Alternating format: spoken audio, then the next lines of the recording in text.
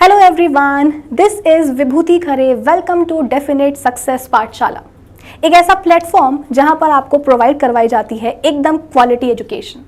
एक ऐसा प्लेटफॉर्म जहां पर एक चीज़ डेफिनेट है और वो है आपकी सक्सेस। सो स्टूडेंट्स, आज के इस सेशन से हम स्टार्ट करने जा रहे हैं क्लास 9th फिजिक्स का एक बहुत ही amazing chapter, and that is force and laws of motion. ये चैप्टर बहुत ही इंटरेस्टिंग है, प्लस ये चैप्टर है भी काफ़ी छोटा सा, तो आप सभी को इस चैप्टर को पढ़ने में बहुत ही मज़े आने वाली है। आप लिटरली इस चैप्टर को बहुत ही इंजॉय करोगे। इंटरेस्टिंग भी है और छोटा भी है, दोनों चीज़ें जो हैं आपको पसंद आती हैं एक चैप्टर को लेकर के। तो बस आज के इस सेशन से हम force and laws of motion chapter शुरू करने जा रहे हैं। सबसे पहले हम ये देखेंगे कि इस चैप्टर के अंदर हमें पढ़ना क्या क्या है, मतलब कौन कौन से ऐसे टॉपिक्स हैं जो हमें इस चैप्टर में डिस्कस करने हैं, समझने हैं। तो सेशन की शुरुआत होगी इस चैप्टर के इंट्रोडक्शन के साथ। फिर उसके बाद में आज के ही इस सेशन में मैं आपको इस चैप्टर का जो पहला टॉपिक है वो भी पढ़ा दूंगी। देखो, ऐसा है कि ये जो पूरा चैप्टर है ना, ये पूरा रिवॉल्व करता है फोर्स के अराउंड। अगर आपको इस चैप्टर को समझना है ना, तो आपको फोर्स को समझना बेहद ज़रूरी है। तो आज के इस सेशन में चैप्टर के इंट्रो के बाद मैं आपको पढ़ाऊंगी फोर्स के बारे में कि एग्जैक्टली फोर्स क्या चीज़ है। ओके, फोर्स को पढ़ने के बाद हम बात करेंगे आज ही बैलेंस्ड एंड अनबैलेंस्ड फोर्सेस की भी। अच्छा, अनबैलेंस्ड फोर्सेस जो होते हैं उनके बारे में तो फिर भी बच्चे का जो कॉन्सेप्ट है वो क्लियर रहता है, लेकिन जब बारी आती है बैलेंस फोर्सेस की, अगर मैंने बोल दिया कि बेटा सुनो, ये एक ऑब्जेक्ट है, ये एक बॉडी है, इसके ऊपर जो है बैलेंस फोर्सेस लग रहे हैं, तो कहीं ना कहीं बच्चा ये समझ लेता है कि ओ बैलेंस फोर्सेस लग रहे हैं, इसका मतलब फोर्स लग ही नहीं रहा है, जबकि ऐसा नहीं होता। ये एक मिसकंसेप्शन बच्चों के बीच में रहता है कि बॉडी के ऊपर बैलेंस फोर्सेस लगने का मतलब शायद यही है कि फोर्सेस लग ही नहीं रहे, जबकि ऐसा नहीं है। हम किस सिचुएशन में बोलेंगे कि बॉडी के ऊपर बैलेंस फोर्सेस लग रहे हैं, हम किस सिचुएशन में बोलेंगे कि बॉडी के ऊपर अनबैलेंस फोर्सेस लग रहे हैं, ये समझने वाली बात है, समझाने वाली बात भी है, जो मैं आपको आज समझा भी दूंगी। तो देखा जाए तो आज के सेशन का जो टारगेट है वो मैंने आपको पूरा क्लियर कर दिया है कि सबसे पहले हम देखेंगे चैप्टर का इंट्रो, फिर उसके बाद में फोर्स के बारे में बात करेंगे और फिर बैलेंस्ड एंड अनबैलेंस्ड फोर्सेस के ऊपर डिस्कशन करेंगे। That's it.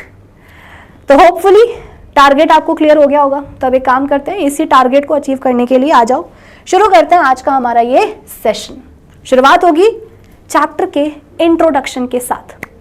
तो बेटा पहला टॉपिक जो चैप्टर में हम पढ़ेंगे वो ऑफ कोर्स होगा फोर्स का। जैसा कि मैंने आपको बताया कि ये पूरा चैप्टर रिवॉल्व करता है फोर्स के अराउंड। चैप्टर समझना है तो फोर्स को समझना बेहद जरूरी है। तो शुरुआत यहीं से होगी फोर्स के साथ कि भाई आखिर फोर्स है क्या चीज। देखो, जूनियर क्लासेस में आप लोगों ने पढ़ा होगा फोर्स इज अ पुल और पुश। चीजों को हम धक्का मारते हैं, चीजों को हम खींचते हैं अपनी तरफ। तो ये जो धक्का मारना है, ये जो खींचना है, यही फोर्स है ना। 8th तक तो आपने यही पढ़ा होगा, गलत नहीं पढ़ा है। 9th में भी आपको आपकी एनसीईआरटी बुक में ये जो स्टेटमेंट है ये देखने को मिलेगा। आपकी एनसीईआरटी बुक में लिखा हुआ है, अभी भी लिखा हुआ है, फोर्स इज अ पुल और पुश। ठीक है, गलत नहीं है, लेकिन अब क्या है ना कि ये बच्चों वाली बात हो गई है। अब हम 9th में आ गए ना, तो थोड़ा सा हमें चीज़ों को एडवांस लेवल पर लेकर के जाना पड़ेगा। ये जो हम स्टेटमेंट पढ़ते आ रहे हैं कि भाई फोर्स क्या है, पुल और पुश, ये सही है, लेकिन अब इसको हम थोड़ा सा और एडवांस लेवल पर लेकर के जाएंगे और फोर्स के बारे में और डिटेल में जाकर के बात करेंगे। ठीक है, चलो फोर्स के बाद में हम बात करेंगे बैलेंस्ड एंड अनबैलेंस्ड फोर्सेस की। फिर इसके बाद में हम बात करेंगे हमारे अपकमिंग लेक्चर में, नेक्स्ट सेशन में, फर्स्ट लॉ ऑफ मोशन की। देखो एक्चुअली हुआ क्या कि फोर्स के बारे में ना बड़े से बड़ा साइंटिस्ट, बड़े से बड़ा फिलोसोफर जानने की कोशिश कर रहा था कि फोर्स क्या है या फोर्स क्या नहीं है, फोर्स क्या कर सकता है, क्या फोर्स नहीं कर सकता। हर कोई जानने के लिए बेताब था कि भाई आखिर ये फोर्स क्या होता है और एक फोर्स का पोटेंशियल क्या है, आखिर एक फोर्स क्या क्या चीजें कर सकता है। हर कोई जानने के लिए ना बहुत ही इंटरेस्टेड था। तो हर साइंटिस्ट, हर रिसर्चर, हर फिलोसोफर जो है लगे हुए थे फोर्स के बारे में रिसर्च करने में। फोर्स को डिफाइन करने के अलग अलग तरीके जो है निकाले जा रहे थे, मतलब कि जो अलग अलग फिलोसोफर्स हैं वो जो है फोर्स को अलग अलग तरीकों से डिफाइन करने की कोशिश कर रहे थे। ये बहुत सालों तक ना चलता रहा। अब देखो क्या होता है कि जब भी इंसान कोशिश करता है तो जरूरी नहीं कि पहले अटेम्प्ट में ही उसको सक्सेस मिल ही जाए। कई बार अटेम्प्ट्स करने पड़ जाते हैं सक्सेस तक पहुंचने के लिए। तो वैसे ही जब फिलोसोफर्स और बड़े बड़े साइंटिस्ट लोग फोर्स को डिफाइन करने की कोशिश कर रहे थे ना, तो वो जो सक्सेस है ना वो उनको जल्दी से नहीं मिली। बहुत सारे फिलोसोफर्स, बड़े बड़े फिलोसोफर्स, अभी मैं आपको नाम बताऊंगी थोड़ी देर बाद, तो बड़े बड़े फिलोसोफर्स, बड़े बड़े साइंटिस्ट लोग आए जो फोर्स को डिफाइन करने के लिए आए, बट अनफॉर्चुनेटली जो डेफिनेशन थी उनकी फोर्स को लेकर के वो एकदम ही बेकार थी। मतलब जब आगे जाकर के पता चला कि नहीं फोर्स क्या होता है एक्चुअली, तो लोगों को पता चला कि यार वो जो महान साइंटिस्ट थे उनने जो बोला था फोर्स के बारे में बड़ा गलत बोला था यार। तो कुछ फॉल्स स्टेटमेंट्स भी सामने आए जो साइंटिस्ट लोगों ने दिए थे फोर्स के बारे में, ठीक है। लेकिन फिर आए कौन? Sir Newton. और जब सर न्यूटन आए ना तो वो ऐसे आए कि वो पूरी दुनिया पे छा गए। वो ऐसे आए कि उनके आने से फोर्स का जो एक मेजर कॉन्सेप्ट था ना वो लोगों को क्लियर हो गया। जो लोग पगला रहे थे कि भाई फोर्स क्या है क्या है क्या है क्या है, न्यूटन ने आकर के सबको समझा दिया कि सुनो फोर्स ये होता है। एक्चुअली हुआ क्या था कि सर न्यूटन ना मोशन को डिफाइन करने के लिए कोशिश कर रहे थे। मतलब सर न्यूटन ने मोशन को डिफाइन करने के लिए, एक ऑब्जेक्ट या एक बॉडी के मोशन को डिफाइन करने के लिए सर न्यूटन ने 3 लॉज दिए थे, जिनको अपन आज किस नाम से जानते हैं? लॉज ऑफ मोशन के नाम से जानते हैं। पढ़ने हैं हमें, इस चैप्टर में पढ़ने हैं।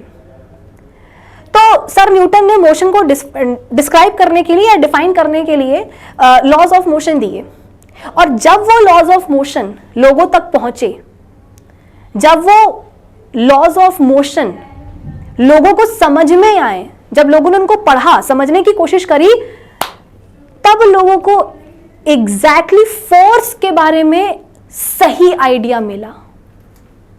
बड़े बड़े साइंटिस्ट लोग जो है ना फेल हो गए थे, फोर्स को डिफाइन नहीं कर पा रहे थे, कुछ भी बोल रहे थे, अजम्पशंस चल रहे थे। लेकिन जहां सर न्यूटन आए और उन्होंने अपने लॉज ऑफ मोशन दिए, तीन 6 नहीं मतलब 3, जब सर न्यूटन ने मोशन को डिफाइन करने के लिए 3 लॉज ऑफ मोशन दिए और जब लोगों ने उनको पढ़ा, समझा, तब उन्हें पता चला कि ओ भाई साहब फोर्स तो ये चीज है। मतलब कि वो बोलते ना एक तीर से 2 निशाने, ऐसा कुछ तो भी होता है ना।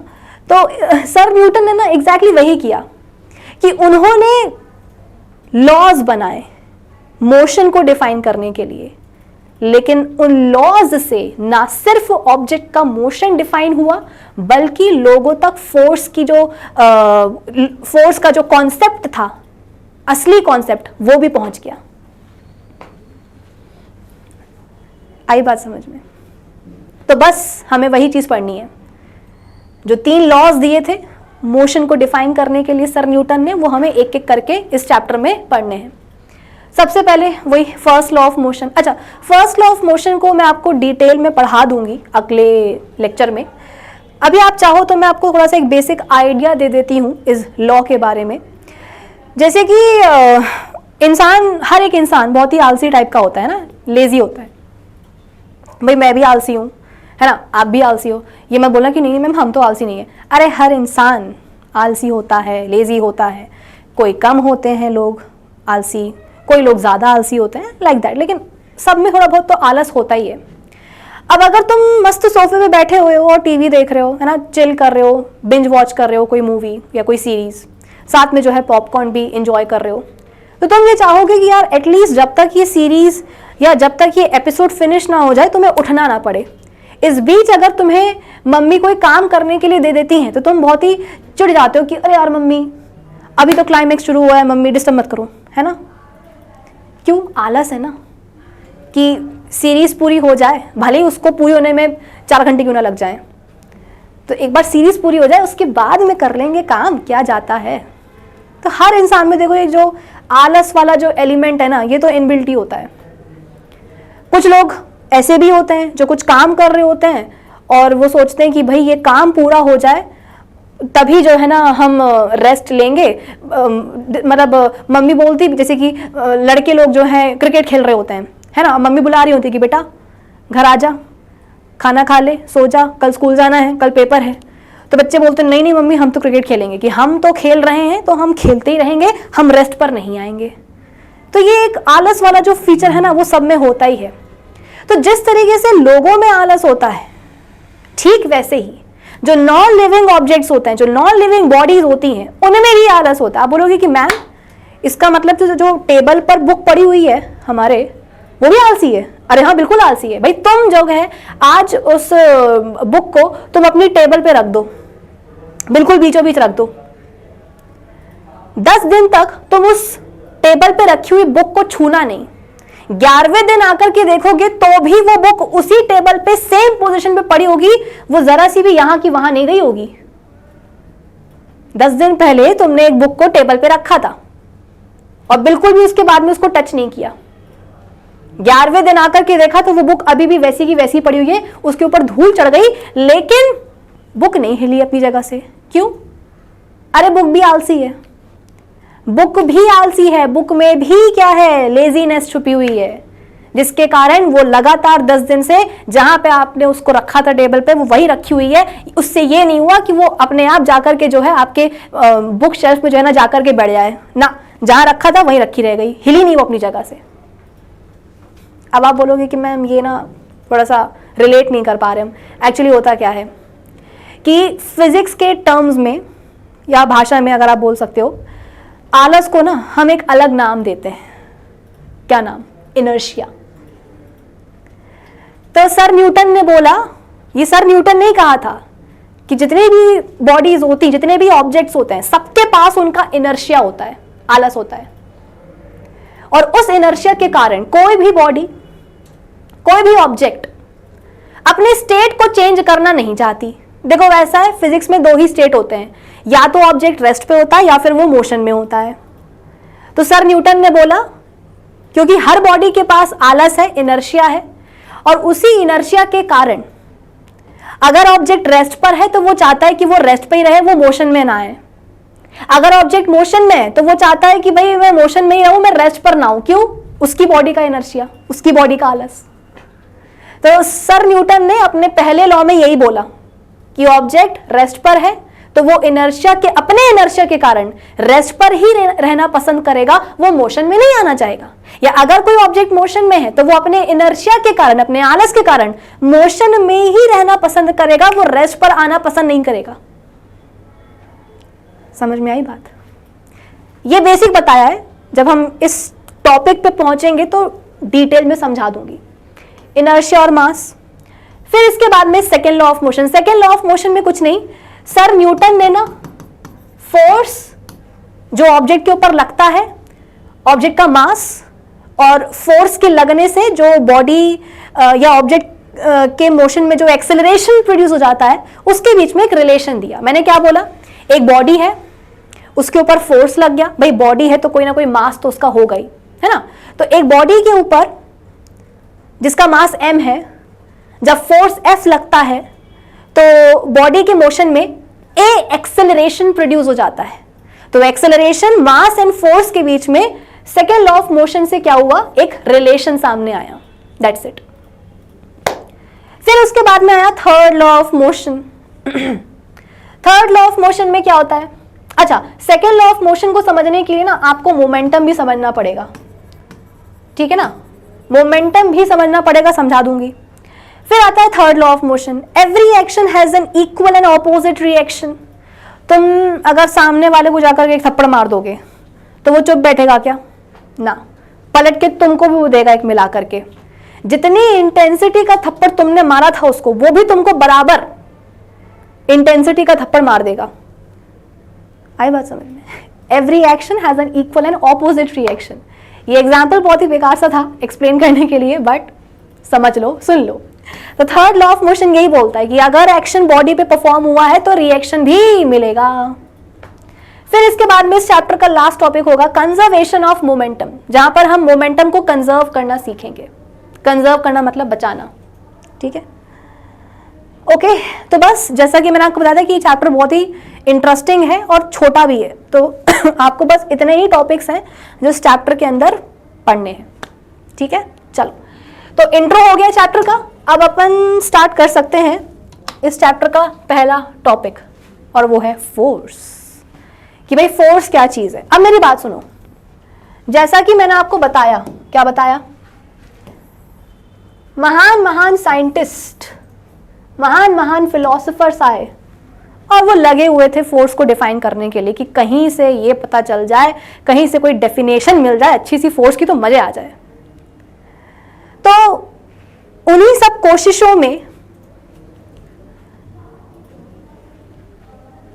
सर न्यूटन तो आए थे, लेकिन वो बहुत बाद में आए थे। जैसे कि मैंने आपको बताया ना कि सर न्यूटन आए और ऐसे आए कि वो छा गए, है ना। वो तो खैर बहुत बाद में आए।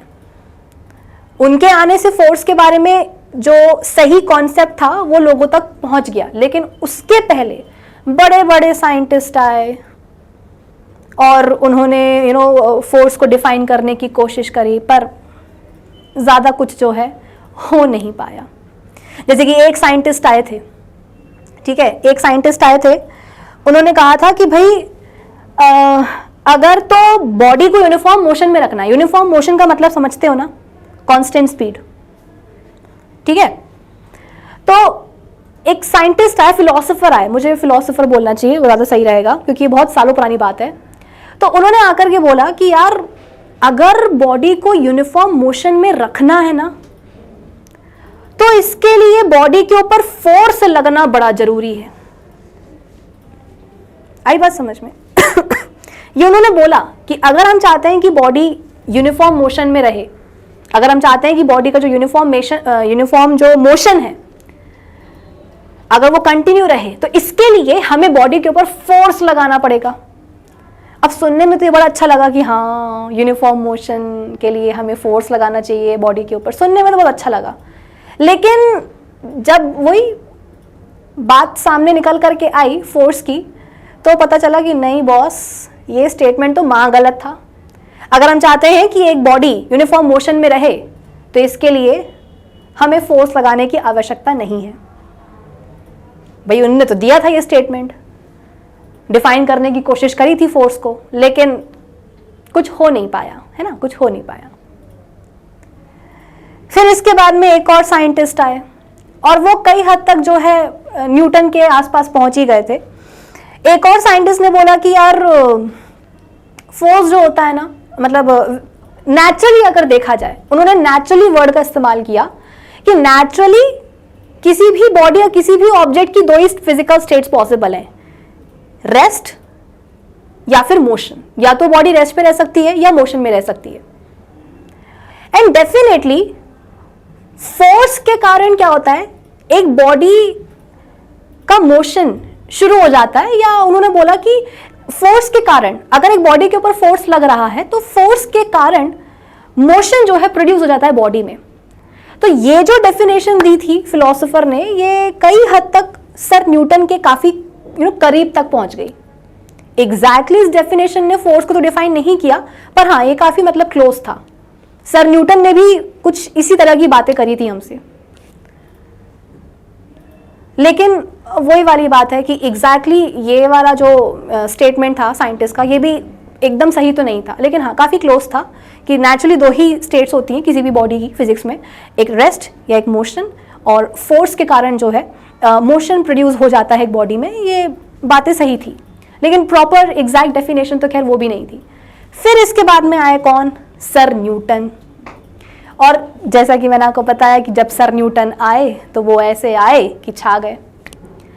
अगर मैं आपसे फोर्स के बारे में बात करूं कि बेटा फोर्स क्या चीज़ है, तो आप बोलोगे कि मैम बचपन में पढ़ा था, वही बता देते हैं कि पुल या पुश। अगर हम एक बॉडी को धक्का मारते हैं दैट इज फोर्स।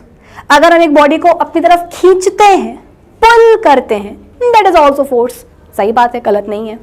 लेकिन वही वाली बात है ना कि थोड़ा सा अब इसको अपन एडवांस फॉर्म में लेके जाएंगे, जिंदगी भर यही नहीं पढ़ते रहेंगे कि पुल या पुश क्या है, फोर्स है, थोड़ा और नेक्स्ट लेवल पे लेकर के जाते हैं। सर न्यूटन की भाषा समझने की कोशिश करते हैं कि एग्जैक्टली सर न्यूटन ने क्या बोला। सर न्यूटन ने बोला कि देखो भैया, फोर्स एक ऐसी चीज है जो यदि ऑब्जेक्ट रेस्ट पे है तो वो उसको मोशन में ला सकती है। भाई कहां तो हम आलस की बात करते हैं, इनर्शिया की बात करते हैं कि बॉडी रेस्ट पे है तो वो चाहेगी कि वो रेस्ट पे ही रहे, मोशन में ना आए। बॉडी अगर मोशन में है तो वो चाहेगी कि वो मोशन में ही रहे, वो रेस्ट पर ना आए।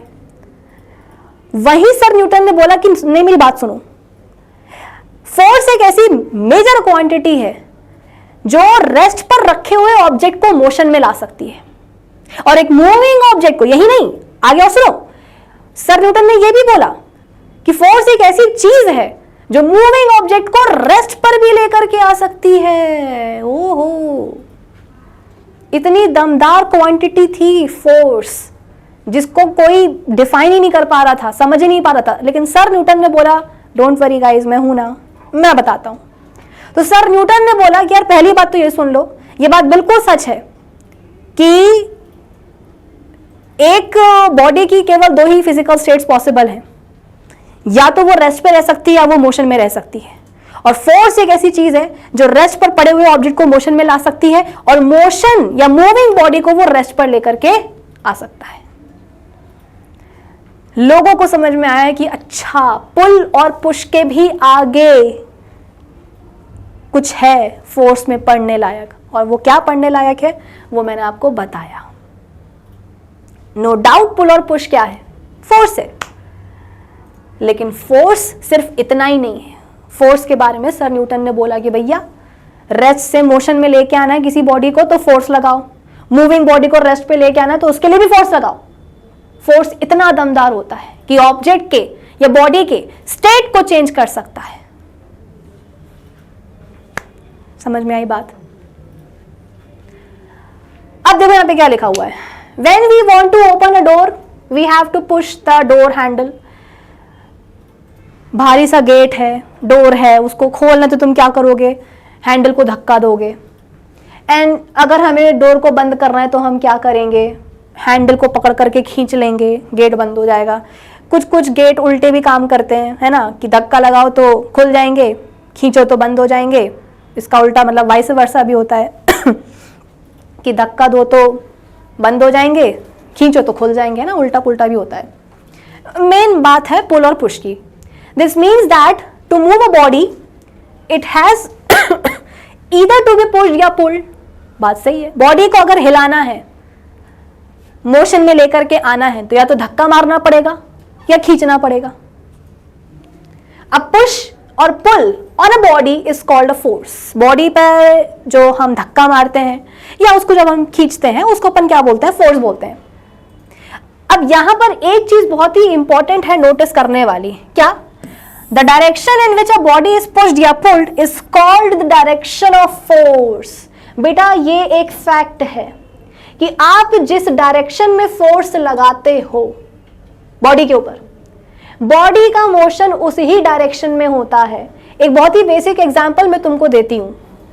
मैं यहां खड़ी हुई हूं, पीछे से आकर के किसी ने मुझको धक्का मार दिया, धक्का मतलब कि मुझे पुश किया है इस डायरेक्शन में, तो जाहिर सी बात है अगर कोई पीछे से आकर के मुझे धक्का मारेगा तो मैं कहां जाके गिरूंगी, यहीं जाके गिरूंगी ना। ऐसा तो नहीं होगा कि किसी ने मुझे यहां से धक्का मारा है और मैं यहीं जाके गिर रही हूं। अरे नहीं यार, जिस डायरेक्शन में फोर्स लगा है उसी डायरेक्शन में मैं गिरूंगी जाकर के, मतलब कि जिस डायरेक्शन में मुझ पे फोर्स लगा है एग्जैक्टली उसी डायरेक्शन में मेरा मोशन होगा। कि धक्का किसी ने यहां से आके दिया तो मैं गिरूंगी भी सेम डायरेक्शन में, उल्टा नहीं जाऊंगी मैं कि धक्का किसी ने यहां से मारा गिरी मैं वहां, ऐसा नहीं होगा। तो ये बात हमें समझ में आई ना कि अगर किसी भी बॉडी के ऊपर फोर्स लग रहा है तो जिस डायरेक्शन में फोर्स लगता है उसी डायरेक्शन में बॉडी का मोशन हो जाता है। जैसे कि गेट है, अब तुम उसको पुल कर रहे हो मतलब तुम खींच रहे हो, मतलब तुम उस गेट के ऊपर इस डायरेक्शन में फोर्स लगा रहे हो। तो जाहिर है इस डायरेक्शन में डोर के ऊपर, गेट के ऊपर फोर्स लगाओगे, अरे तो डोर जो है वो यही तो आएगा, वहां तो जाकर के नहीं खुलेगा ना, अगर एक बॉल है, उसको मैं इस डायरेक्शन में किक करती हूं, किक मतलब वही धक्का देना, लात मारना, फोर्स लगाना। अगर इस बॉल के ऊपर मैंने इस डायरेक्शन में फोर्स लगाया है तो बेटा बॉल कहां जाएगी? अरे यही डायरेक्शन में तो जाएगी ना, घूम के वापस तो नहीं आ जाएगी मेरे पास, नहीं। क्यों? जिस डायरेक्शन में फोर्स लगता है बॉडी का मोशन उसी डायरेक्शन में होता है। ये एक फैक्ट है। जितने जल्दी ये बात अपने दिमाग में बिठाओगे उतने जल्दी तुम्हें चीजें समझ में आएंगी। नेक्स्ट पॉइंट देखो, यहां पे एक जो फुटबॉलर है वो क्या कर रहा है? फुटबॉलर जो है बॉल को लात मार रहा है, किक कर रहा है। तो जिस डायरेक्शन में, ये देखो, जिस डायरेक्शन में उसने बॉल को किक करा है, जिस डायरेक्शन में उसने बॉल के ऊपर फोर्स लगाया है, बॉल उस ही डायरेक्शन में गई है। ये नहीं कि वो घूम करके वापस जो है फुटबॉलर के पांव में जाके चिपक गई कि हम नहीं जाएंगे। अरे बिल्कुल जाएगी यार, जिस डायरेक्शन में फोर्स लगा है उसी डायरेक्शन में बॉल जाएगी। समझे? चलो अब यहां देखो, forces are used in our everyday actions like pushing, pulling, lifting, stretching, twisting and pressing. सही बात है, रोजमर्रा की जिंदगी में हम कितने ही तरह के फोर्स इस्तेमाल करते हैं। धक्का देना, खींचना तो सबको पता है। उसके अलावा स्ट्रेच करना, स्क्वीज करना, है ना, प्रेस करना मतलब। इसके अलावा खींचना, उठाना, लिफ्ट करना। For example, a force is used when we push या किक अ फुटबॉल।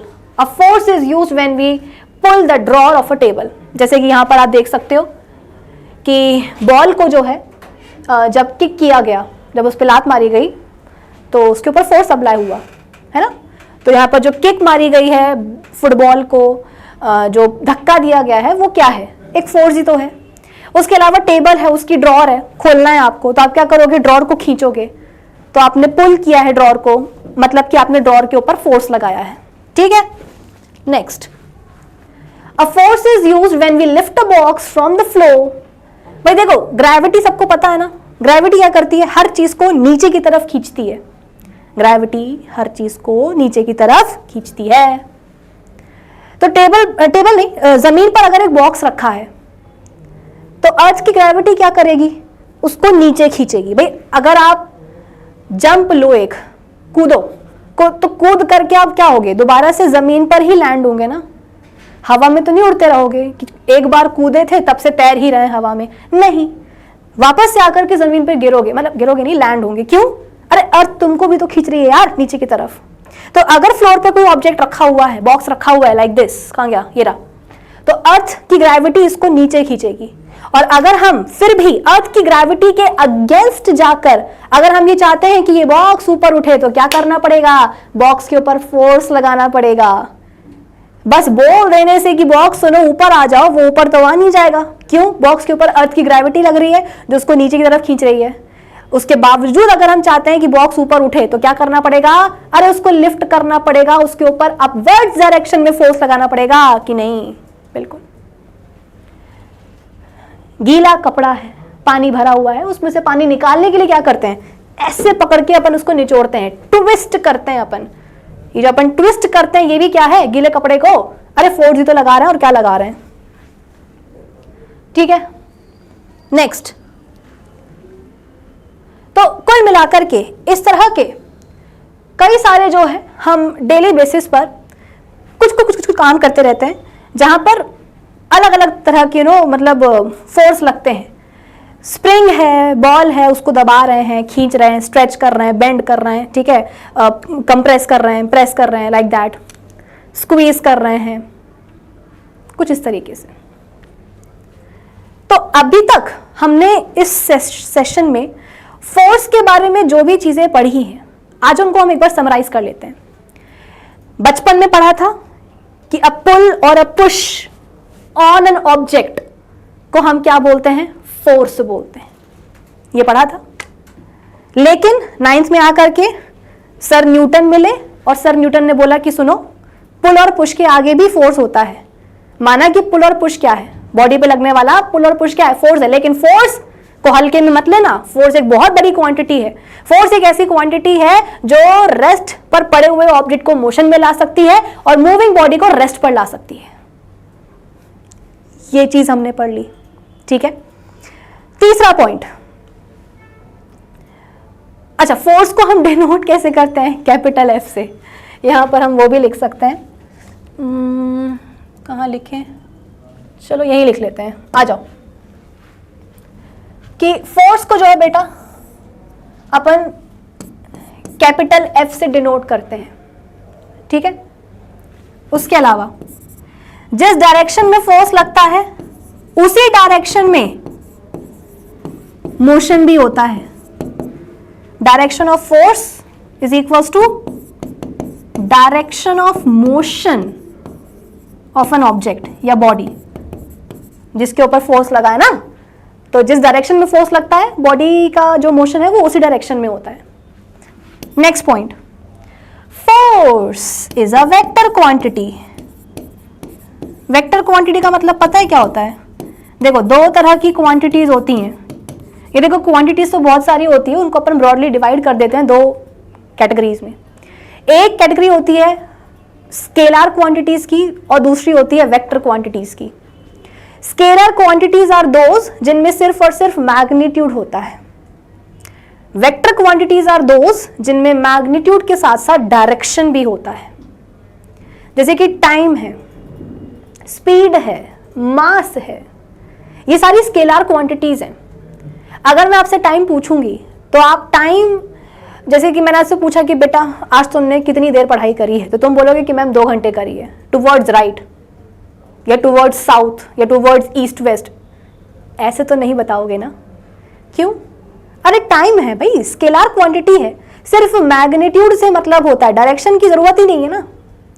तुमसे मैंने पूछा कि बेटा तुम जो है अपने घर से स्कूल पहुंचे हो, कितनी स्पीड में पहुंचे हो, तो तुम बोलोगे कि ma'am 60 kilometre per hour towards north. कभी किसी को स्पीड बताते टाइम डायरेक्शन मेंशन करते हैं क्या? नहीं, जरूरत ही नहीं है। स्पीड भी क्या है? स्केलर क्वांटिटी, सिर्फ मैग्नीट्यूड चाहिए होता है, डायरेक्शन की कोई रिक्वायरमेंट नहीं होती है। मास, कि अगर मैं तुमसे पूछूं कि बेटा इस बॉल का वजन कितना है, तुम बोलोगे कि मैम 5 ग्राम टुवर्ड्स ईस्ट। नहीं, बिल्कुल भी नहीं, डायरेक्शन मेंशन करने की जरूरत ही नहीं होती है। तो देयर आर स्केलर क्वांटिटीज जहां पर सिर्फ मैग्नीट्यूड मैटर करता है, डायरेक्शन की कोई रिक्वायरमेंट नहीं होती है। वहीं कुछ क्वांटिटीज ऐसी भी होती हैं जिनमें मैग्नीट्यूड के साथ साथ डायरेक्शन भी इंपॉर्टेंट होता है, like velocity, acceleration end of course force. Force का मैग्नीट्यूड इंपॉर्टेंट है। मैग्नीट्यूड से मुझे याद आया कि इसकी एसआई यूनिट होती है न्यूटन। न्यूटन, जिसको अपन कैपिटल एन से डिनोट करते हैं। सारे इंपॉर्टेंट पॉइंट्स फोर्स के बारे में मैं आपको लिखवा रही हूं कि पुल और push on an object is force, ठीक है। सेकंड, फोर्स क्या है? मेजर क्वांटिटी जो रेस्ट पर पड़े हुए ऑब्जेक्ट को मोशन में ला सकती है या मूविंग बॉडी को रेस्ट पर लेकर के आ सकती है। थर्ड, इसको अपन डिनोट करते हैं कैपिटल एफ से। फोर्थ, जो फोर्स का डायरेक्शन होता है, बॉडी का मोशन उसी डायरेक्शन में होता है। फोर्स वेक्टर क्वांटिटी है। फोर्स की एसआई यूनिट क्या होती है? न्यूटन, जिसको अपन कैपिटल एन से डिनोट करते हैं, ठीक है ना। चलो अब वापस आ जाओ वेक्टर क्वांटिटी के ऊपर। तो फोर्स एक वेक्टर क्वांटिटी है, मैग्नीट्यूड उसका इंपॉर्टेंट है, लेकिन डायरेक्शन भी इक्वली इंपॉर्टेंट है। और एक चीज हमेशा ध्यान रखना, अगर आप फोर्स के एक डायरेक्शन को पॉजिटिव लेते हो तो उसके ऑपोजिट डायरेक्शन को आपको नेगेटिव लेना पड़ता है। बेटा ये बैलेंस्ड एंड अनबैलेंस्ड फोर्सेस का ना बेसिक है, जो स्टेटमेंट अभी मैंने आपको बताया है ना, ये बैलेंस्ड एंड अनबैलेंस्ड फोर्सेस का एक आप बोल सकते हो कि बेसिक है, कि अगर आप फोर्स के ये डायरेक्शन को पॉजिटिव लेते हो तो उसके ऑपोजिट डायरेक्शन को तुमको नेगेटिव लेना ही पड़ेगा, या अगर तुम फोर्स के ये डायरेक्शन को पॉजिटिव लेते हो तो तुम्हें इसके ऑपोजिट डायरेक्शन को नेगेटिव लेना पड़ेगा। इस डायरेक्शन को पॉजिटिव लेते हो तो इसके ऑपोजिट डायरेक्शन को नेगेटिव लेना पड़ेगा, इस डायरेक्शन को पॉजिटिव लेते हो तो इसके ऑपोजिट डायरेक्शन को नेगेटिव लेना पड़ेगा। ये नियम है, तभी तो बोल रहे हैं कि force is a vector quantity. ना सिर्फ मैग्नीट्यूड इंपॉर्टेंट है, डायरेक्शन भी इंपॉर्टेंट है। क्यों डायरेक्शन इंपॉर्टेंट है? वही तो बात है कि एक डायरेक्शन को पॉजिटिव लेंगे तो उसके ऑपोजिट डायरेक्शन को नेगेटिव लेना पड़ेगा। तो अगर आप टुवर्ड्स राइट डायरेक्शन को फोर्स की पॉजिटिव लेते हो तो टुवर्ड्स लेफ्ट डायरेक्शन को कृपा करके नेगेटिव ले लेना। वाइस वर्सा भी हो सकता है। अगर आप टूवर्ड्स राइट डायरेक्शन को नेगेटिव लेते हो तो लेफ्ट डायरेक्शन को पॉजिटिव ले लेना, वो तुम्हारी मर्जी है, लेकिन लेना जरूर। उसके अलावा एस सा यूनिट तो मैं आपको बता ही चुकी हूं, क्या होती है? फोर्स की न्यूटन, जिसको अपन कैपिटल एन से डिनोट करते हैं। ठीक है, ये कुछ बेसिक फीचर्स हुए फोर्स के बारे में। अब कुछ और बेसिक फीचर्स भी हैं जो हमें यह बताते हैं कि फोर्स इतना बलवान क्यों है। आ जाओ बात करते हैं। इसको हटाते हैं और आगे बढ़ते हैं। चलो, कुछ और बेसिक फीचर्स फोर्स के बारे में। देखो यार, सीधी सी बात है, फोर्स एक ऐसी चीज है जिसको तुम देख नहीं सकते हो, ये एक फैक्ट है। फोर्स एक ऐसी चीज है जिसको तुम नहीं देख सकते हो। आप बोलोगे कि मैम ऐसे कैसे, हम तो देख सकते हैं फोर्स से, मतलब हम तो देख सकते हैं फोर्स को ना, तुम फोर्स को नहीं देख सकते हो। एग्जाम्पल दूं, दो बॉक्स है मेरे पास, काफी बड़े बड़े हैं, हैवी से बॉक्सेस है मेरे पास दो, एक ये वाला एक ये वाला। दो बच्चे हैं, चिंटू मिंटू, ठीक है। चिंटू मिंटू से मैंने बोला कि चिंटू मिंटू मेरी हेल्प करो, ये दो बॉक्सेस हैं, बहुत ही हैवी हैं, मुझसे नहीं उठ रहे, क्या तुम इन बॉक्सेस को यहां से यहां लेके आ सकते हो? तो चिंटू मिंटू बोलते हैं मैम बस इतना सा काम, हाँ हम कर देंगे, क्या बड़ी बात है। तो चिंटू मिंटू को मैं ये एक टारगेट देकर के चली गई। आधे घंटे बाद जब मैंने आकर के देखा तो चिंटू ने काम कर दिया था मेरा, और वो बॉक्स को यहां से यहां लेकर के आ गया था।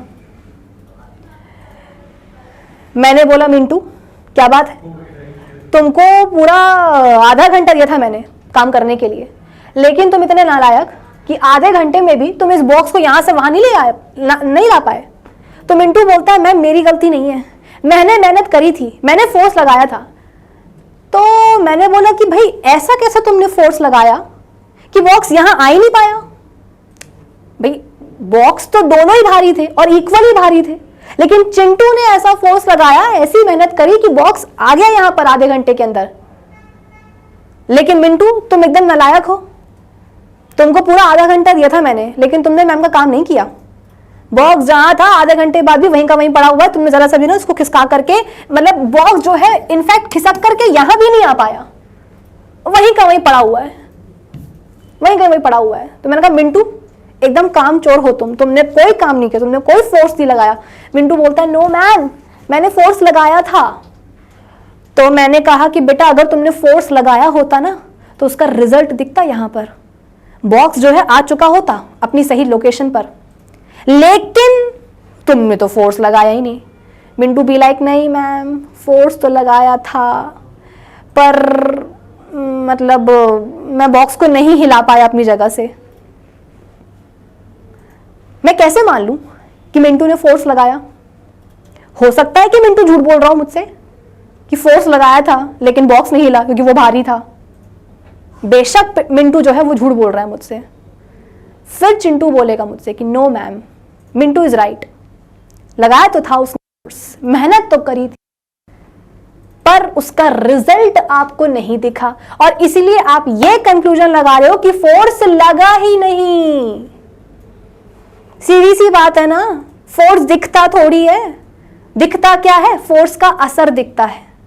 चिंटू ने जो फोर्स लगाया मुझे नहीं दिखा, मुझे क्या दिखा? उसका असर, कि उसके फोर्स के कारण क्या हुआ, बॉक्स यहां से यहां आ गया। मिंटू ने भी फोर्स लगाया था लेकिन मुझे नहीं दिखा, क्यों? क्योंकि मुझे उसका असर नहीं दिखा, बॉक्स जहां था वो वहीं का वहीं रहा, वो जरा सा भी 1 इंच भी अपनी जगह से हिला नहीं। तो मैंने बोल दिया कि हाँ बकवास, मिंटू तुम कामचोर हो, तुमने फोर्स नहीं लगाया क्योंकि तुम्हारा रिजल्ट नहीं मिला मुझे। तो बेटा फोर्स दिखता नहीं है, दिखता है उसका असर। अगर असर दिख जाता है तो हम बोलते हैं फोर्स लगा है, और अगर असर नहीं दिखता तो हम बोलते हैं कि ना कोई फोर्स नहीं लगा। बहुत बड़ी समस्या होती है फोर्स के साथ ये। Cannot be seen. A force can be judged only by the effects which it can produce in various bodies. Force नहीं दिखता है तो क्या? फोर्स का असर, और उसका ऐसा नहीं कि केवल एक ही असर होता है, फोर्स के भी कई सारे असर होते हैं, मतलब फोर्स के भी कई सारे इफेक्ट्स होते हैं जो एक बॉडी के ऊपर आपको देखने को मिलते हैं। और अब कौन से असर होते हैं कौन से इफेक्ट्स होते हैं फोर्स के, हमें वही देखना है। आ जाओ देखते हैं। सबसे पहला, a force can move a stationary body. अरे न्यूटन ने भी तो यही कहा था, क्या बड़ी बात है इसमें। स्टेशनरी बॉडी का मतलब क्या है, रेस्ट पर है बॉडी, बॉडी मूव नहीं कर रही है। तो अगर ऐसी बॉडी को, मतलब रेस्ट पर पड़ी हुई बॉडी को यदि मोशन में लेके आना है तो क्या करना पड़ेगा, अरे फोर्स लगाना पड़ेगा। और क्या, अरे बॉल रखी हुई है, तुम चाहते हो कि वो रोल करके जो है वहां चली जाए, तो तुम क्या करोगे, जाके उसको लात मार दोगे या हाथ से मार दोगे। हाथ से मारना, पांव से मारना मतलब क्या, तुम बॉल पर फोर्स लगाओगे। और फोर्स के एप्लीकेशन से क्या होगा, अरे फोर्स के एप्लीकेशन से क्या होगा, बॉल मूव कर जाएगी ना, बॉल मोशन में आ जाएगी रेस्ट से। तो पहला असर तो ये हो गया फोर्स का, कि फोर्स क्या कर सकता है, रेस्ट पे पड़े हुए ऑब्जेक्ट को मोशन में लेके आ सकता है। क्लियर। अब फोर्स का इसका उल्टा असर भी होता है कि एक मूविंग बॉडी को फोर्स रेस्ट पर लेकर के आ सकता है। एग्जाम्पल दूं, एक बॉल थी जिसको तुमने लात मार के, मतलब फोर्स अप्लाई करके तुम उस बॉल को मोशन में लेके आ गए थे, ठीक है।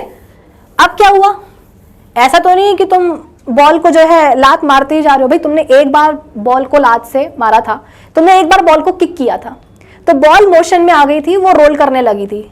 अब जब बॉल मोशन में आई तो तुमने फोर्स लगाना बंद कर दिया, ठीक है। माना कि बॉल मोशन में आई तो तुमने फोर्स लगाना बंद कर दिया, लेकिन इसका मतलब ये नहीं है कि जब बॉल मूव कर रही है तो उसके ऊपर फोर्स अब कोई नहीं लग रहा। अरे लग रहा है भाई, कौन सा लग रहा है, फ्रिक्शन लग रहा है। 8th में तुम लोगों ने पढ़ा होगा फ्रिक्शन के बारे में। फ्रिक्शन क्या होता है, ऑपोजिंग फोर्स होता है। जिस भी डायरेक्शन में मोशन हो रहा होता है किसी भी बॉडी का, तुम्हारा खुद का ही क्यों ना, फ्रिक्शन बोलता है कि ना, मैं नहीं होने दूंगा, मैं तो हुई उल्टा आदमी। मतलब फ्रिक्शन बोलता है कि मैं तो कभी भी मोशन को नहीं होने दूंगा। जिस भी डायरेक्शन में बॉडी का मोशन हो रहा होगा, मैं उसके ऑपोजिट डायरेक्शन में जाकर के बॉडी के ऊपर लग जाऊंगा ताकि बॉडी मूव ही ना करे, ऐसी की तैसी उसकी। तो इतना उल्टा पुल्टा होता है फ्रिक्शन। ऑपोजिंग, इसका तो नाम ही क्या है, ऑपोजिंग फोर्स, कि वो हमेशा ऑब्जेक्ट के मोशन को अपोज करना चाहेगा कि ना ना ना, बॉडी का मोशन ना हो ना हो ना हो। और इसीलिए जिस डायरेक्शन में, जैसे कि बॉल थी, बॉल को आपने किक किया था तो बॉल जो है वो इस डायरेक्शन में जा रही थी। तो बॉल जिस ग्राउंड पर चल रही थी, बॉल जिस ग्राउंड पर चल रही थी, वो ग्राउंड क्या करेगा, अरे ऑपोजिंग फोर्स लगा देगा बॉल के ऊपर, वो भी कहां, ऑपोजिट डायरेक्शन में। तो बॉल जा रही थी यहां, बॉल जा रही थी यहां, फ्रिक्शन कहां लगेगा बॉल के ऊपर, इस डायरेक्शन में। कहां लगेगा, इस डायरेक्शन में लगेगा। अरे मिट जाओ भाई, हाँ, कहां लगेगा फ्रिक्शन, ऑपोजिट डायरेक्शन में। तुमने तो बस एक बार फोर्स लगा करके बॉल को छोड़ दिया था कि जा सिमरन जा, जी ले अपनी जिंदगी, लेकिन फ्रिक्शन तो नहीं छोड़ा। तुमने छोड़ दिया बॉल के ऊपर फोर्स लगा करके, यार जा जी ले अपनी जिंदगी, लेकिन जो फ्रिक्शन था, जो ग्राउंड या जो फ्लोर लगा रहा था बॉल के ऊपर, उसने गिव अप नहीं किया। वो बोलता है कि मैं तो बॉल को रोक के ही मानूंगा। तो फ्रिक्शन लगता रहा बॉल के ऊपर, तुमने तो बॉल को फोर्स लगा करके छोड़ दिया था, एक वेलोसिटी के साथ जो है बॉल मूव करने लग गई थी। सपोज बॉल जो है वो 5 मीटर पर सेकंड की स्पीड या वेलोसिटी के साथ जो है मूव करने लगी थी, लेकिन फ्रिक्शन लगता गया कहां, बॉल के मोशन के ऑपोजिट डायरेक्शन में। तो अल्टीमेटली क्या होगा, 5 मीटर पर सेकंड की स्पीड के साथ जो बॉल जा रही थी, अब उसकी स्पीड ग्रेजुअली कम होने लग जाएगी, 5 से 4, 4 से 3, 3 से 2, 2 से 1 और 0।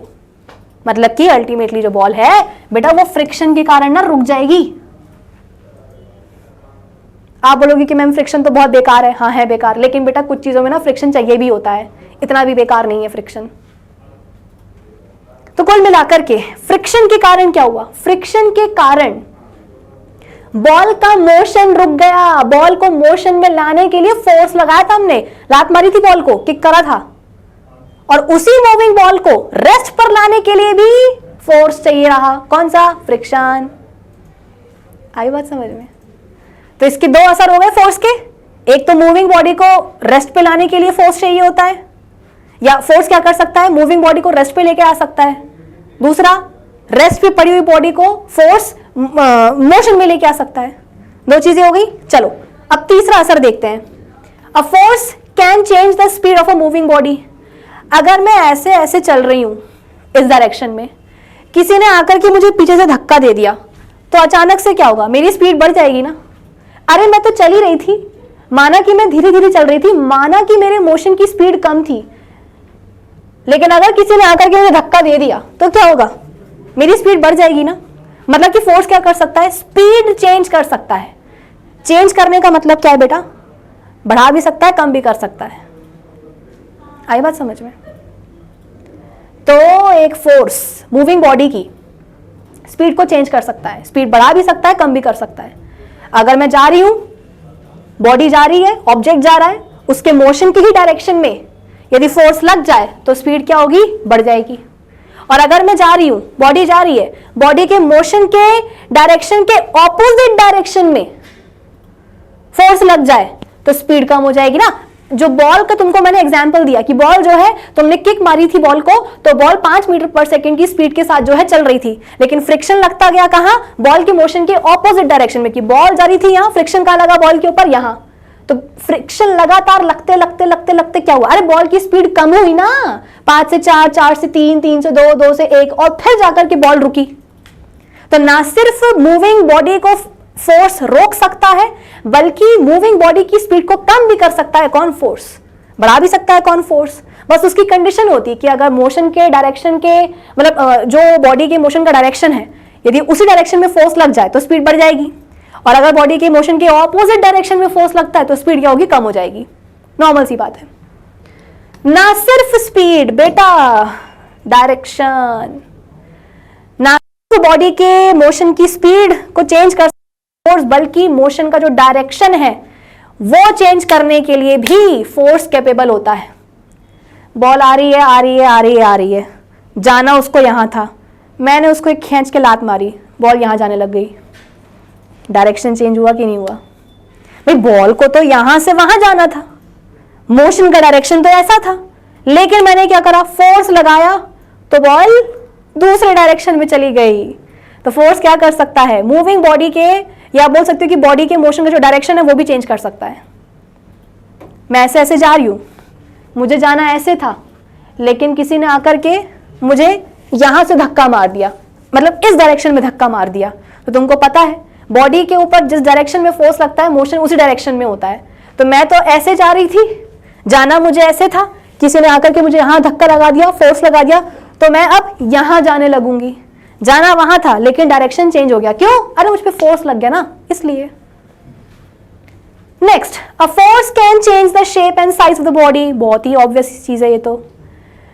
तुम वो ले लो, बॉल ले लो वो रबर वाली बॉल, रबर वाली भी नहीं, अरे क्या बोलते हैं उसको, वो यूं थी स्माइली बॉल्स, है ना, तुम वो ले लो, फोम की बनी होती है, मस्त स्पंजी स्पंजी।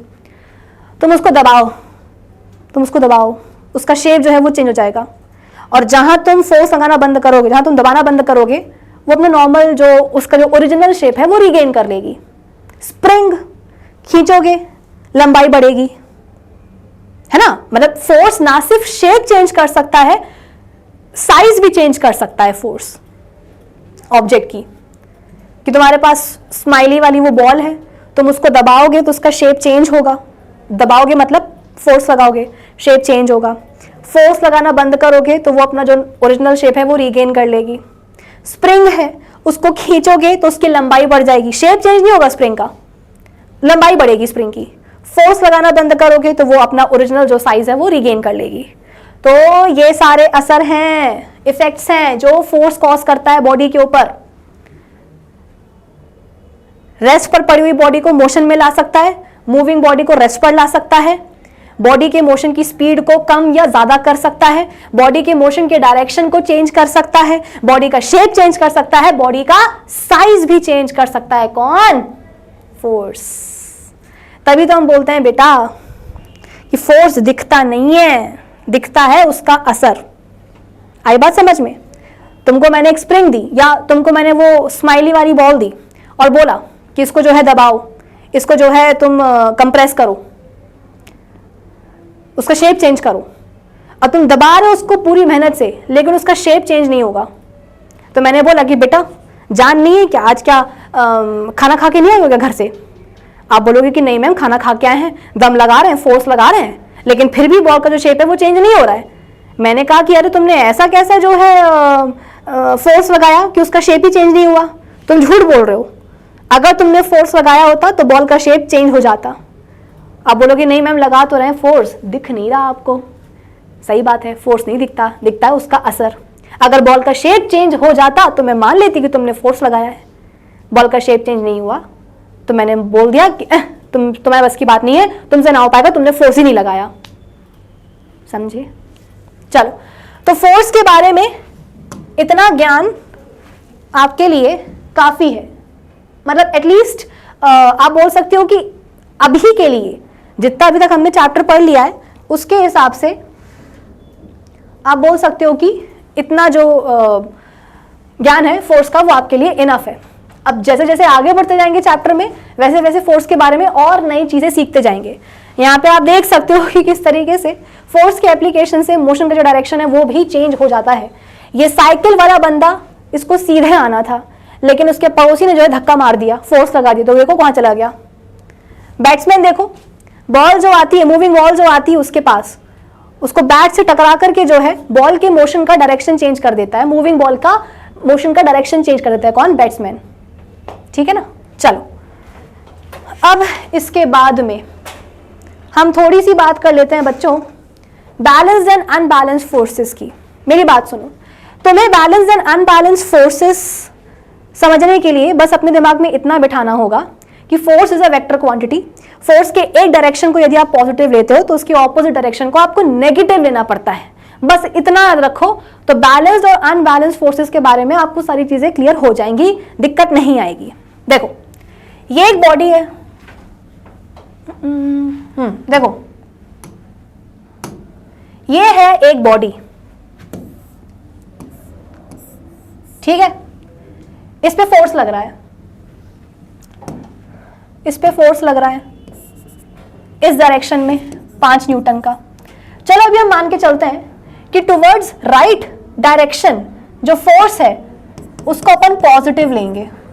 तो जाहिर सी बात है, अगर राइट डायरेक्शन की तरफ जो फोर्स लग रहा है उसको यदि हम पॉजिटिव ले रहे हैं तो लेफ्ट डायरेक्शन में जो फोर्स लगेगा बेटा उसको अपन क्या लेंगे? अरे बोलो ना, नेगेटिव लेंगे ना। एक डायरेक्शन पॉजिटिव तो उसका ऑपोजिट डायरेक्शन नेगेटिव। ठीक है? तो ये बॉक्स है, इसके ऊपर फोर्स लग रहा है कितना? 5 न्यूटन का। कहां लग रहा है? Towards right direction. तो आप मुझे बताओ कि अगर इस बॉक्स के ऊपर 5 न्यूटन का फोर्स लग रहा है टुवर्ड्स राइट डायरेक्शन तो ये बॉक्स कहां मूव करेगा? जिस डायरेक्शन में फोर्स लगता है मोशन भी उसी डायरेक्शन में होता है। अगर यहां लग रहा है फोर्स 5 न्यूटन का तो बॉक्स कहां जाएगा? अरे यही ना जाएगा, बॉक्स जो है इसी डायरेक्शन में मूव करना शुरू कर देगा। ठीक है? लेकिन हुआ क्या? ना सिर्फ बॉक्स के ऊपर 5 न्यूटन का फोर्स लग रहा है टुवर्ड्स राइट डायरेक्शन, बल्कि बॉक्स के ऊपर लेफ्ट डायरेक्शन में भी इक्वल फोर्स लग रहा है, but in opposite direction. Right direction में फोर्स लगा 5 न्यूटन। ऐसा समझ लो कि कोई बॉक्स को जो है यहां से पकड़ करके खींच रहा है, 5 न्यूटन का फोर्स लगा रहा है, और यहां से भी कोई बॉक्स को पकड़ करके खींच रहा है, सेम फोर्स लगा रहा है, सेम 5 न्यूटन का फोर्स लगा रहा है, लेकिन डायरेक्शन क्या है? ऑपोजिट है। तो अगर आप राइट डायरेक्शन को पॉजिटिव लेते हो तो लेफ्ट डायरेक्शन को नेगेटिव लेना पड़ेगा। मतलब कि बॉक्स के ऊपर एक फोर्स लग रहा है +5 न्यूटन का और एक फोर्स लग रहा है -5 न्यूटन का। आप बोलोगे कि मैम हमने तो पढ़ा था कि जो नेगेटिव नंबर होते हैं वो पॉजिटिव नंबर से जो है मतलब छोटे होते हैं। कि अगर मैं आपसे पूछूं कि बेटा -1 और 1 में बड़ा कौन है तो आप बोलोगे कि मैम 1 बड़ा है। -10 और 10 में बड़ा नंबर कौन सा है तो आप बोलोगे कि मैम 10 बड़ा है। हमने तो ये पढ़ा था। बेटा यहां पर ना ये मैथ्स नहीं है, यहां पर जो साइन लग रहा है ना नेगेटिव और पॉजिटिव, ये आपको फोर्स का डायरेक्शन बता रहा है। कि अगर मैं बोल रही हूं कि टुवर्ड्स राइट डायरेक्शन में फोर्स लग रहा है बॉक्स के ऊपर +5 न्यूटन और लेफ्ट में भी उतना ही फोर्स लग रहा है, तो इसके लिए मैं क्या बोलूंगी? बॉक्स के ऊपर फोर्स लग रहा है -5 न्यूटन। जैसे ही आप सुनोगे कि अच्छा बॉक्स के ऊपर पहले फोर्स लग रहा था +5 न्यूटन का टुवर्ड्स राइट डायरेक्शन, फिर लगा -5 न्यूटन फोर्स, इसका मतलब क्या? बॉक्स के ऊपर इक्वल अमाउंट का एक और फोर्स लग रहा है लेकिन ऑपोजिट डायरेक्शन में। तो ये जो नेगेटिव और ये जो पॉजिटिव साइन है ना बच्चों, ये सिर्फ आपको फोर्स का डायरेक्शन बता रहे हैं, दैट्स ऑल। कि किस डायरेक्शन में फोर्स लग रहा है और कुछ नहीं। ठीक है ना, ये मत समझना कि 5 - 5 + 5 से छोटा होता है ना, या ये छोटा ये बड़ा, ऐसा कुछ नहीं है। मैग्नीट्यूड बराबर है फोर्स का। ये जो साइन है आपको सिर्फ क्या बता रहे हैं, डायरेक्शन फोर्स का। तो अब अगर मैं आपसे पूछूं कि बेटा नेट फोर्स निकाल के बताओ बॉक्स के ऊपर, तो नेट फोर्स कैसे निकालते हैं? नेट फोर्स बोले तो total force. Total force total करने के लिए क्या करते हैं, सब चीजें ऐड कर देते हैं ना। तो जितने भी फोर्सेस लग रहे हैं बॉक्स के ऊपर सबको उठा करके ऐड कर दो। +5 न्यूटन प्लस -5 न्यूटन, ब्रैकेट खोलेंगे, प्लस माइनस माइनस हो जाएगा, कितना हो जाएगा, 0 न्यूटन। ओहो, आप बोलोगे कि मैम बॉक्स के ऊपर तो फोर्स ही नहीं लग रहा। अरे नहीं बुड़बक, बॉक्स के ऊपर तो दो फोर्सेस लग रहे हैं, एक +5 न्यूटन का, एक -5 न्यूटन का, मतलब ऑपोजिट डायरेक्शन में। ये जो 0 न्यूटन आया है ना बेटा, ये क्या है, ये है नेट फोर्स। जो ब्लंडर बच्चे करते हैं ना, वो यही करते हैं कि वो सोचते हैं कि बैलेंस फोर्स का मतलब क्या है, कि फोर्स लगेगा ही नहीं। अरे लगेगा यार, इस बॉक्स के ऊपर अभी बैलेंस फोर्सेस लग रहे हैं। क्यों? यहां से जो 5 न्यूटन का फोर्स लग रहा है, उसको यहां से लगने वाले 5 न्यूटन फोर्स ने क्या कर दिया है, बैलेंस आउट कर दिया है। इमेजिन करो ना, यहां से तुमको कोई खींचेगा और इक्वल मैग्नीट्यूड में अगर कोई तुमको यहां से खींचेगा तो तुम कहीं भी मूव करोगे क्या? नहीं, तुम जहां हो वहीं खड़े रहोगे। क्यों? क्योंकि जो तुम्हारे ऊपर फोर्सेस लग रहे हैं वो एक दूसरे को कैंसिल आउट कर रहे हैं। यहां भी 5 न्यूटन, यहां भी 5 Newton, but in opposite direction, तो तुम कहीं भी मूव नहीं करोगे, तुम यहीं के यहीं खड़े रहोगे। दैट इज बैलेंस फोर्सेस की कंडीशन, कि नेट फोर्स 0 होता है जब भी किसी बॉडी के ऊपर बैलेंस फोर्सेस लगते हैं। ये मान के चलो कि उसके ऊपर नेट फोर्स 0 आएगा। बैलेंस फोर्सेस का मतलब ही होता है कि जितने भी फोर्सेस लग रहे हैं बॉडी के ऊपर, वो सब एक दूसरे को बैलेंस आउट कर रहे हैं, सब एक दूसरे को काट रहे हैं। जैसे कि +5 -5 को काट देता है, तो नेट फोर्स जो है कितना जाता है, 0 आ जाता है। कभी भी ये मत बोलना कि बैलेंस फोर्सेस का मतलब ये है कि बॉडी के ऊपर फोर्स ही नहीं लगेगा। अरे लगेगा, बैलेंस फोर्सेस लगते हैं, मतलब बैलेंस फोर्सेस की कंडीशन में बॉडी के ऊपर फोर्सेस लगते हैं, लेकिन ऐसे लगते हैं कि वो लोग एक दूसरे को कैंसिल आउट कर देते हैं, बैलेंस कर देते हैं, तो नेट फोर्स जो है 0 हो जाता है। आई बात समझ में?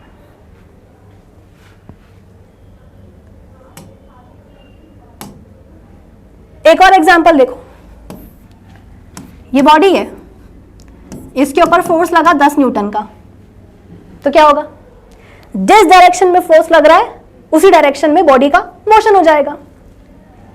और अगर किसी ने यहां से 2 न्यूटन का फोर्स लगा दिया तो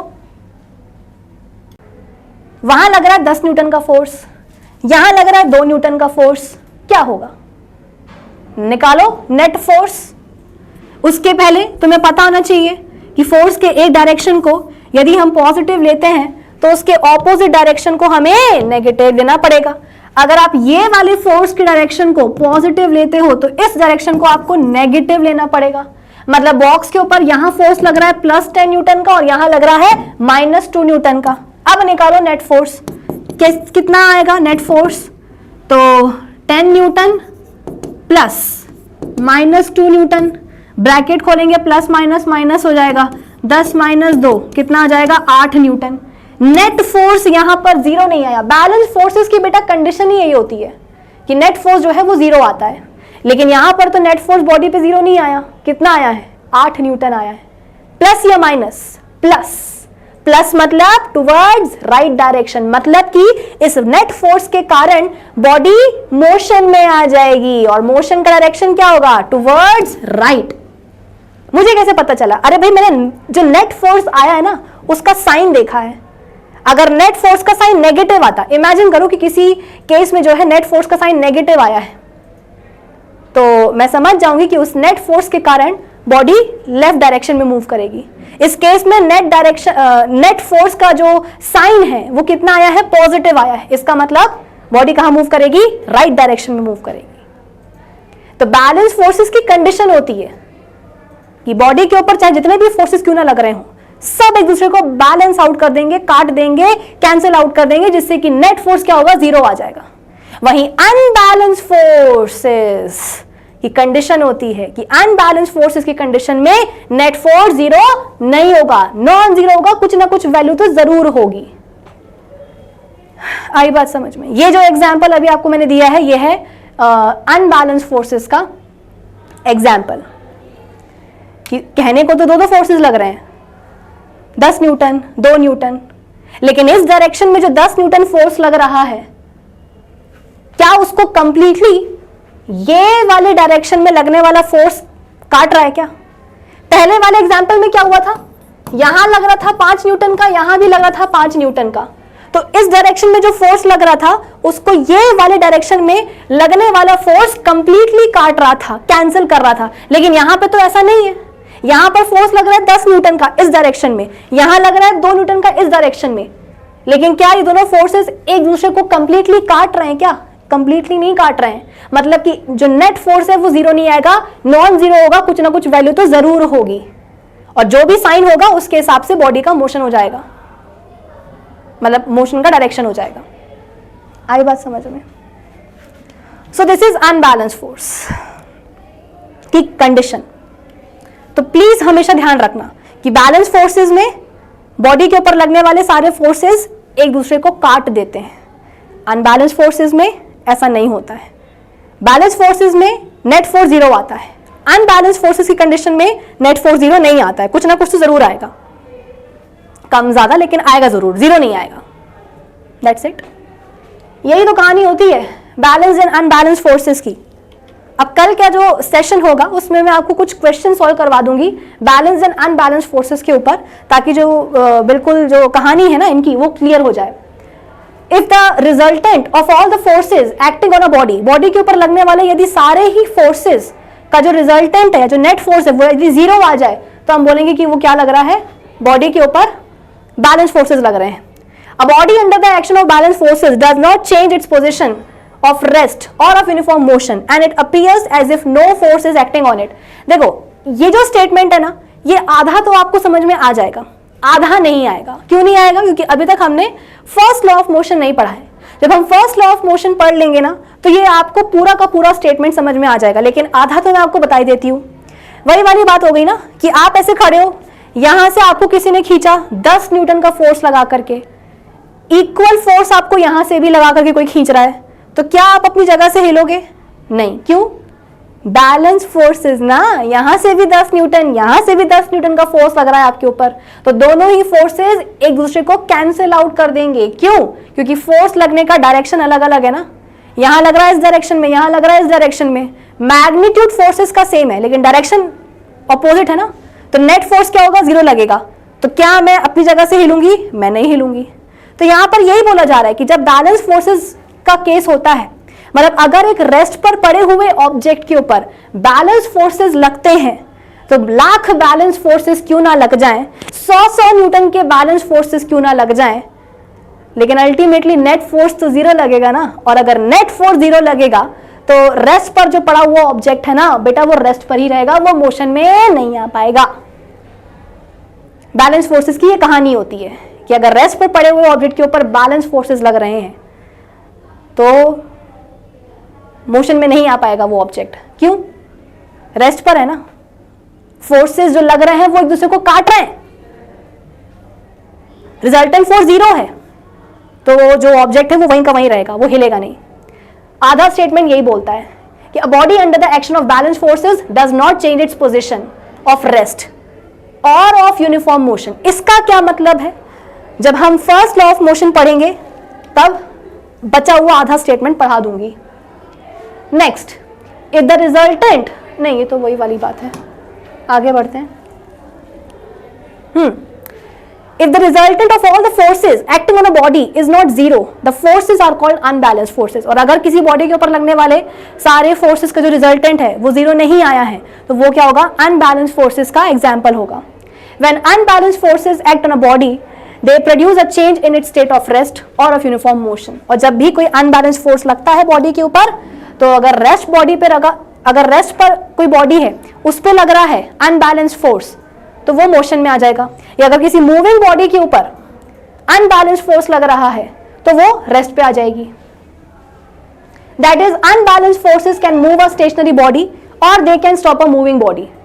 In other words, unbalanced forces acting on a body can change its speed or direction of motion. Okay, that's it. तो आज के इस सेशन के लिए इतना ही. अब हम मिलेंगे अपने अगले सेशन में, जहां पर हम कुछ क्वेश्चन सॉल्व करेंगे बैलेंस्ड एंड अनबैलेंस्ड फोर्सेस के ऊपर, और कुछ नया टॉपिक भी हम जरूर पढ़ेंगे.